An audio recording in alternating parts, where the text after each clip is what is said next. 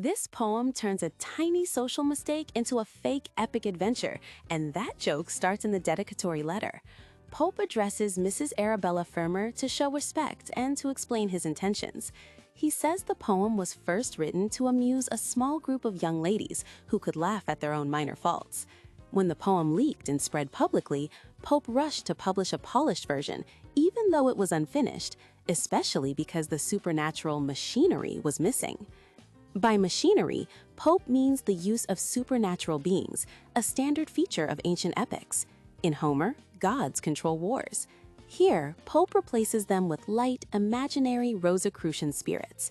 Sylphs belong to air and protect beauty and reputation. Gnomes belong to earth and stir bad moods. Nymphs and salamanders complete the system. Using epic machinery for a haircut is the satire. The poem opens like an epic with a dire offense.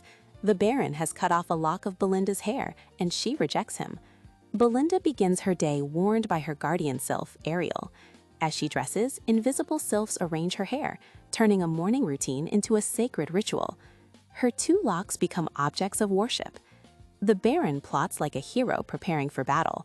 He builds an altar from love tokens and prays for the lock. At Hampton Court, a card game is described as a military campaign. Despite the sylph's efforts, the Baron finally snips the lock. The aftermath is wildly exaggerated. Belinda rages.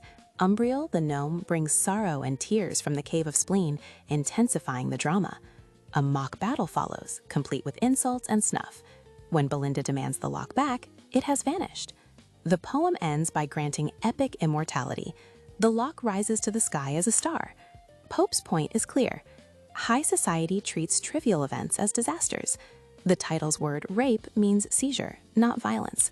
This is gentle satire, asking readers to laugh, keep perspective, and value good humor over appearances.